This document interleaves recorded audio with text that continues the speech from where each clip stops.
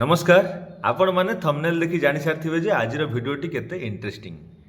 दुनिया रे एमिति अनेक जिनिस अछि ता विषय रे हमर ज्ञान थिले मध्य अन्य जनक मुखरु सेही कथा को बारंबार सुनिबा पई हमकु भल लागे। अनेक जिनिस मध्यरु सालारी अन्यतम।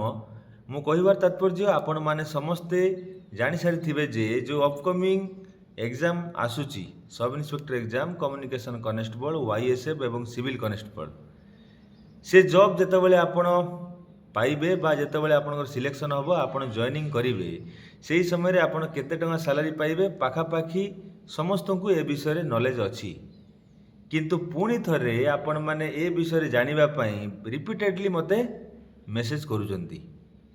हुए तो किछि पिला जानि नथिबे किंतु मैक्सिमम पिला या विषय जानिथिबे। तथापि पुणी थरे मु आपण माननकु पुंखानुपुंख भावे कहीदेवी कि कौ तारे केते सैलरी मिले। ता पूर्वरु आपण माने जदि मो चैनल को प्रथम थर पे आछंती निश्चित रूपे चैनल टी को सब्सक्राइब करदेवे, वीडियो टी को लाइक करदेवे, शेयर करदेवे एवं कमेंट गुटे लिखिबे जहाँ आपनको डाउट थिबो बा जहाँ उपरे मु नेक्स्ट वीडियो करिवि आपण सजेस्ट करदेले मु निश्चित देखि ताको खुशी हेबी एवं आपणकर से सजेशन नथिबा वीडियो टी को मु पुणी थरे उपस्थापना करबा को चेष्टा करिवि। वर्तमान आमे कथा हवा जे सैलरी आपण माने समस्त जानिथिबे जे जो चारिटी पोस्ट कथा आमे कथा होचंती ता भितरु गुटे पोस्ट ग्रुप बी अंडर रे आछी एवं बाकी तीनटा ग्रुप सी अंडर रे आछी। ग्रुप बी अंडर रे जो पोस्ट आछी सेही पोस्ट रो सैलरी तार बेसिक सैलरी होची 35,400। ता सहित एड हुए कोन ना डीए। आपण माने पचारिबे डीए टा कोन ट्रेनिंग समय मिलिबो? हां मिलिबो। आपण को बेसिक प्लस डीए ट्रेनिंग समय मिलिबो। आउ कौनसी जिनस ता देहर एड हबो नाही ट्रेनिंग समय रे। जेतेबेले आपण ट्रेनिंग सरी जिवो सेही समय रे आपणकर हाउस रेंट अलाउंसेस भी एड हो जिवो। हाउस रेंट अलाउंसेस जेतेबेले एड हो जिवो ता सहित गुटे लाइसेंस फी मिलिबो। एभलिया करिकी सबको जदि मिसई देबे अप्रोक्सीमेटली आजिका डेट रे जदि आपण सब इंस्पेक्टर रे जॉइन करूचंती आपणकर मिनिमम सैलरी 54,000 रु 55,000 हबो। एवं जदि आमे देखिबा 8th पे कमिशन कथा जेतेबेले 8th पे कमिशन लागि जिवो निश्चित रूपे ए सैलरी आपणकर 20,000 15 रु 20,000 बढ़ी जिवो। अर्थात जदि आपण 55 पाउथिबे जदि 20,000 बढ़ी गला 75 80,000 भितर आपणकर हेइ जिवो। आपण माने समस्त जानिथिबे जे 26 जनवरी रु पे कमिशन लागिवो। हुए तो वर्तमान सुधा लागि नाही किंतु जेतेबेले लागिवो आपणकर सैलरी बढ़ी जिवो एवं आपण जेबेठु जॉइन करथिबे सेबेठु एरियर पाइबे।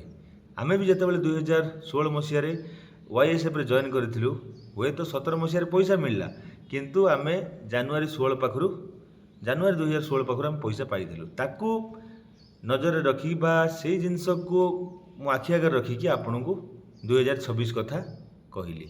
ये लगी पारे न लगी पारे तो अलग कथा किंतु 2016 मसीह रे एभलिया हेइतिला।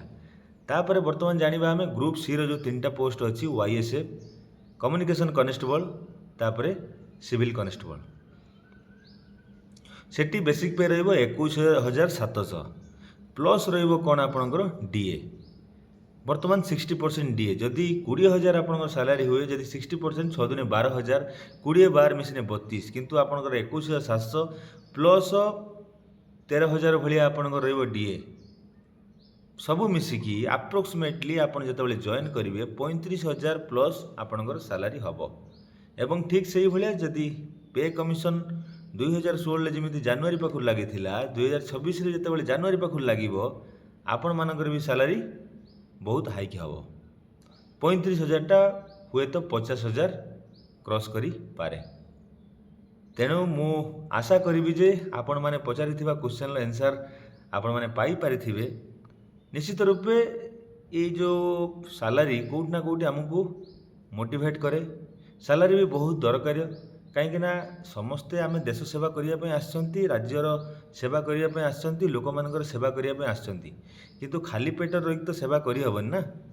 आमको भी किसी ना किसी आमर फैमिली करने को पड़ो जो मैंने जन्म कर बापा माँ तांको किसी करने को पड़ो रही खंडे घर करने को पड़ो। आम जदि देश सेवा କରିବା ବା ସମସ୍ତେ ଯେଉଁ ଆମେ ସମସ୍ତେ କହିଥାନ୍ତି କି ଆମେ ଦେଶ ସେବା କରିବାକୁ ଆସିଛୁ, ଯଦି ଆପଣ କହିବେ ୱିଦାଉଟ୍ ସାଲାରୀରେ କିଏ ଦେଶ ସେବା କରିବାକୁ ଆସ କର, ଆପଣମାନେ ବିଶ୍ୱାସ କରିବେନି, 5 ଜଣ ବି ରହିବେନି, ସମସ୍ତେ ପଳେଇବେ। ଏଇଟା ହେଉଛି ଅପ୍ରିୟ ସତ କଥା। ହୁଏତ ୟା ଉପରେ ବ୍ୟାଡ୍ କମେଣ୍ଟ ଆସିପାରେ, କିନ୍ତୁ ଏଇଟା ହେଉଛି ଅପ୍ରିୟ ସତ କଥା।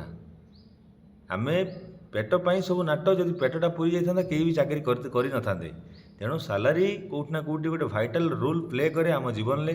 ତେଣୁ ମୁଁ ଆଶା କରୁଛି ଆପଣମାନେ ଏଇ ଭିଡ଼ିଓ ମାଧ୍ୟମରେ ଜାଣିପାରିଥିବେ ଯେ ଅପକମିଂ ଯେଉଁ ଏକ୍ଜାମ୍ ଆସୁଛି ବା ଯେକୌଣସି ବିଭାଗରେ ଆପଣ ଜବ୍ କରନ୍ତୁ, ଯଦି ଗ୍ରୁପ୍ ସିରେ ଆପଣ ଜବ୍ କରୁଛନ୍ତି ଆପଣଙ୍କର ସାଲାରୀ କେତେ, ଯଦି ଗ୍ରୁପ୍ ବିରେ ଜବ୍ କରୁଛନ୍ତି ଆପଣଙ୍କ ସାଲାରୀ କେତେ। ୟା ଭିତରେ ଅଲଗା ଜିନିଷ ଅଛି, ଯେମିତିକି ଏସ୍ଓଜି। ଯେତେବେଳେ ଆପଣଙ୍କର ଟ୍ରେନିଂ ସରିଯିବ, ଆପଣ ଏସ୍ଓଜି ଆସିଯିବେ, ସେତେବେଳେ ଆପଣଙ୍କର ଏକ୍ସଟ୍ରା ଜିନିଷ ଏଡ୍ ହେଇଯିବ। ଯେଉଁମାନେ କନେଷ୍ଟବଲରେ ଆସିବେ ତାଙ୍କର ରିକ୍ସ ଆଲାଉନ୍ସ 16,000 ଏଡ୍ ହେବ। ଯେଉଁମାନେ ଅଫିସର ସବ୍ ଇନ୍ସପେକ୍ଟର ଆସିବେ ତାଙ୍କର ଏକ୍ସଟ୍ରା ଆଲାଉନ୍ସ 24,000 ଏଡ୍ ହେବ। ଏଭଳିଆ ଏଡ୍ ହେଲା ପରେ ଆପଣଙ୍କର ଦରମା ବହୁତ ବଢ଼ିଯିବ। ଆହୁରି ବିଭିନ୍ନ ଜିନିଷ ଅଛି, ଆପଣମାନଙ୍କୁ ମୋଟାମୋଟି ଭାବେ ମୁଁ ଜଣାଇଦେଲି ଯେ ଆପଣମାନଙ୍କର ଯେଉଁ ଅପକମିଂ ଏକ୍ଜାମ୍ ଅଛି ତାକୁ ଯଦି ଆପଣ କ୍ରାକ୍ କରିପାରିଲେ ତାହେଲେ ଆପଣଙ୍କର ସାଲାରୀ କେତେ ହେବ। ନିଶ୍ଚିତ ରୂପେ ଏ ଭିଡ଼ିଓଟିକୁ ଆପଣମାନଙ୍କ ସାଙ୍ଗମାନଙ୍କ ମଧ୍ୟରେ ସେୟାର କରିବେ ଏବଂ ମୋ ଚ୍ୟାନେଲକୁ ସବସ୍କ୍ରାଇବ୍ କରିବାକୁ ତାଙ୍କୁ ଟିକେ କହିବେ। ଧନ୍ୟବାଦ।